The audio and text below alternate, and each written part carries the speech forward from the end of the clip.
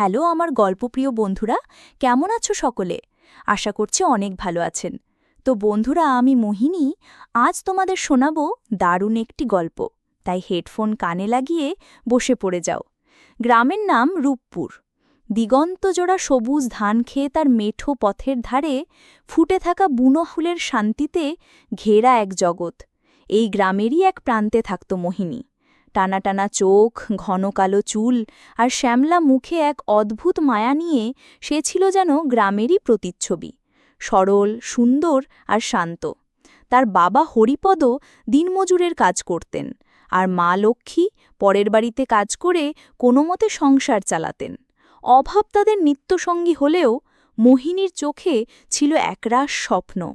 প্রতি রাতে দাওয়ায় বসে সে যখন দূরের শহরের টিমটিমে আলো দেখত, তখন তার মনটা ডানা মেলে উড়াল দিত।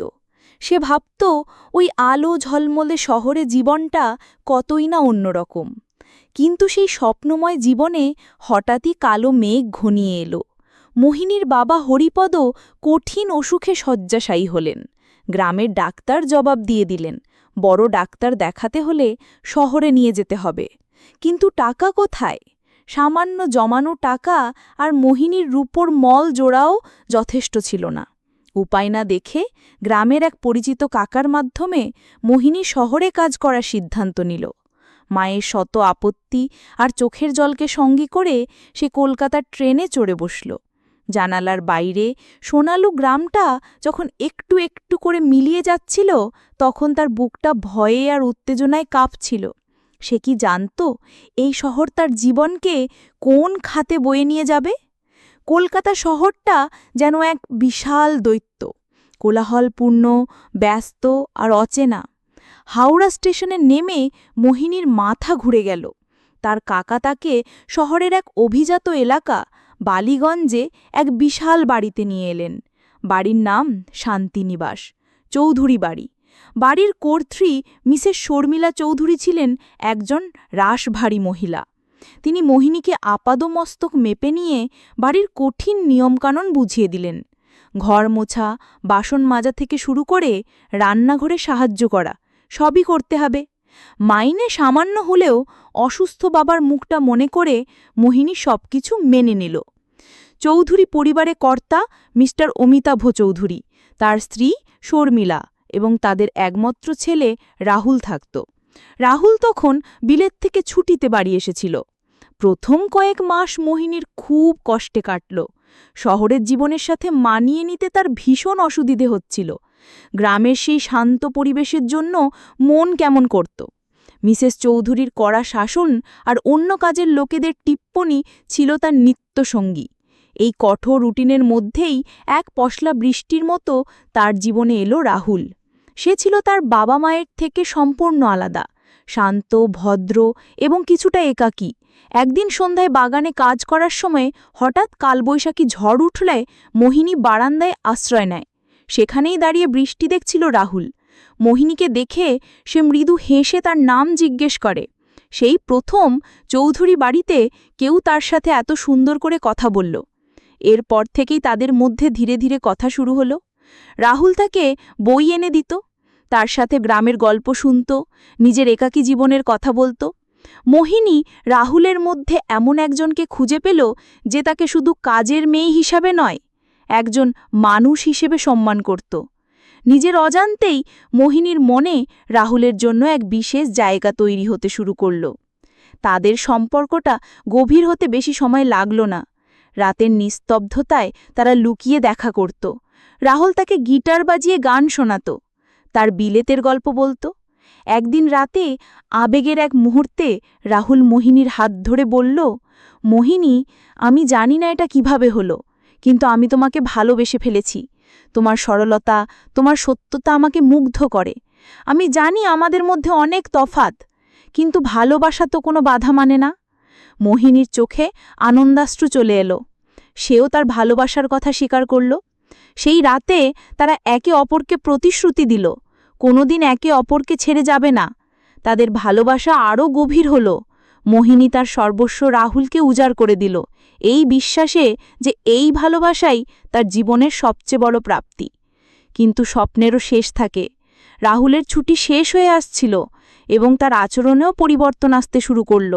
সে আগের মতো আর সময় দিত না, বন্ধুদের সাথে পার্টিতে ব্যস্ত থাকত। একদিন রাহুলের বন্ধুরা বাড়িতে এলে তাদের সামনেই রাহুল মোহিনীকে কাজের লোক বলে পরিচয় দিল। কথাটা একটা ধারালো ছুরির মতো মোহিনীর বুকে বিঁধল। এর কিছুদিন পরেই মিসেস শর্মিলা রাহুলের জন্য এক ধনী শিল্পপতির মেয়ে রিয়ার সাথে তার বিয়ে ঠিক করলেন। রাহুল মোহিনীকে বোঝানোর চেষ্টা করল যে সে শুধুমাত্র বাবা মায়ের মন রাখার জন্য এসব করছে, কিন্তু তার ভালোবাসা শুধু মোহিনীর জন্যই। ঠিক এই সময়টাতেই মোহিনী বুঝতে পারল সে মা হতে চলেছে। তার শরীরে রাহুলের ভালোবাসার চিহ্ন। সে ভেবেছিল এই খবরটা শুনে হয়তো রাহুল সব বাধা অগ্রাহ্য করে তাকে গ্রহণ করবে, কিন্তু তার ভাবনা ভুল ছিল। এক রাতে যখন সে রাহুলকে এই খবরটা দিল, তখন রাহুলের মুখ ভয়ে ফ্যাকাশে হয়ে গেল। সে চিৎকার করে বলল, এটা অসম্ভব, এই সন্তানের সাথে আমার কোনো সম্পর্ক নেই। তুমি একটা কাজের মেয়ে, আর তোমার জায়গাও সেখানেই। টাকা পয়সার লোভে তুমি আমার জীবনটা নষ্ট করতে চাইছ। মোহিনীর পায়ের তলার মাটি সরে গেল। যে মানুষটাকে সে তার জীবনের সবকিছু ভেবেছিল, সেই মানুষটার মুখেই কথাগুলো সে বিশ্বাস করতে পারছিল না। পরদিন সকালে মিসেস চৌধুরী মোহিনীকে চুরির অপবাদ দিয়ে বাড়ি থেকে বের করে দিলেন। অসহায় গর্ভবতী মোহিনী যখন শেষবারের মতো রাহুলের দিকে তাকালো, তখন রাহুল মুখ ফিরিয়ে নিল। তার চোখে ছিল শুধু ঘৃণা আর অবহেলা। কলকাতা শহরের রাস্তায় একা নিঃস্ব মোহিনী কোথায় যাবে, কি করবে কিছুই বুঝতে পারছিল না, কিন্তু তার গর্ভের সন্তান তাকে বাঁচার নতুন প্রেরণা দিল। সে হার মানবে না, তার সন্তানের জন্য তাকে বাঁচতে হবে। অনেক কষ্টে সে একটা বস্তি এলাকায় একটা ছোট ঘর ভাড়া নিয়ে চায়ের দোকানে বাসন মাজার কাজ নিল। সারা দিন হাড়ভাঙা খাটুনির পর সে যখন ঘরে ফিরত, তখন তার শরীর আর চলত না, কিন্তু সে দাঁতে দাঁত চেপে সব কষ্ট সহ্য করত। কয়েক মাস পর মোহিনীর এক ফুটফুটে ছেলে হলো। সে তার নাম রাখল আকাশ। আকাশকে ঘিরেই তার নতুন পৃথিবী তৈরি হলো। দিনরাত পরিশ্রম করে সে ধীরে ধীরে নিজের ভাগ্য বদলতে শুরু করল। চায়ের দোকান থেকে কাপড়ের দোকানে কাজ, তারপর সেলাই শিখে নিজের ছোট একটা ব্যবসা। তার সত্যতা আর পরিশ্রমে সেই ব্যবসা একদিন বড় হলো। যে মোহিনী একদিন চৌধুরী বাড়িতে কাজ করত, সে আজ নিজের পায়ে দাঁড়িয়েছে। তার ছেলেকে শহরের একটা ভালো স্কুলে ভর্তি করিয়েছে। প্রায় 10 বছর পর একদিন মোহিনী তার ছেলের স্কুলের সামনে অপেক্ষা করছিল। হঠাৎ একটা দামি গাড়ি তার সামনে এসে থামল। গাড়ি থেকে যে নামল, তাকে দেখে মোহিনীর বুকের ভিতরটা কেঁপে উঠল। রাহুল, তার চেহারায় বয়সের ছাপ, আগের সেই জৌলুস আর নেই। মোহিনীকে দেখে তার চোখেও ফুটে উঠল বিস্ময় আর গভীর অপরাধবোধ। রাহুল কাঁপা কাঁপা গলায় জিজ্ঞেস করল, মোহিনী, তুমি এখানে? মোহিনী শান্ত কিন্তু দৃঢ়ভাবে উত্তর দিল, হ্যাঁ, আমার ছেলের জন্য অপেক্ষা করছি। ঠিক তখনই আকাশ দৌড়ে এসে মোহিনীকে জড়িয়ে ধরে বলল, মা চলো বাড়ি যাই। রাহুল অপলক দৃষ্টিতে আকাশের দিকে তাকিয়ে থাকল। তার চোখ দিয়ে জল গড়িয়ে পড়ল। সে ফিসফিস করে জিজ্ঞেস করল, ও কি? আমার।